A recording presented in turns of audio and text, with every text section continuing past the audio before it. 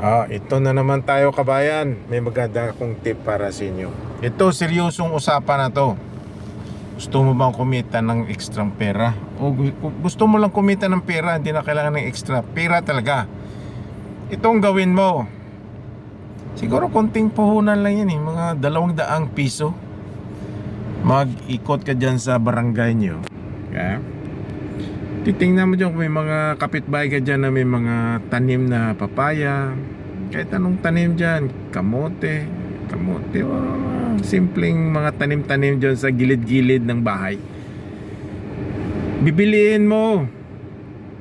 Kunyari papaya, bibili mo ng 2 piso. Siyempre hindi naman yan tindahan. Gagastusan mo pa ng gasolina. Hindi mo pwedeng bilihin yan ng 10. Bibili mo ng 2 piso, dali mo sa merkado, ibinta mo ng 7, may 5 ka na tubo, di ba? Kasi bibinta yan ng retailer ng 10, may 3 piso din siya. So, example ko lang yan. So, pag yan ang ginawa mo, makakapira ka.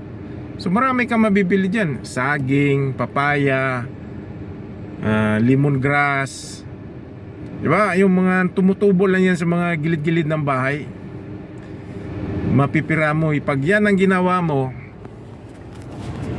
I don't know kung hindi ka pa interesado kumita ng pera, diba? Kasi ang tawag dyan sa atin, buy and sell.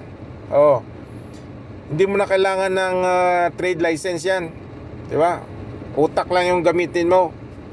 Mag-ikot ka lang dyan sa barangay, tapos sabihin mo dyan sa may-ari ng kahit anong tanim dyan, papaya, malunggay,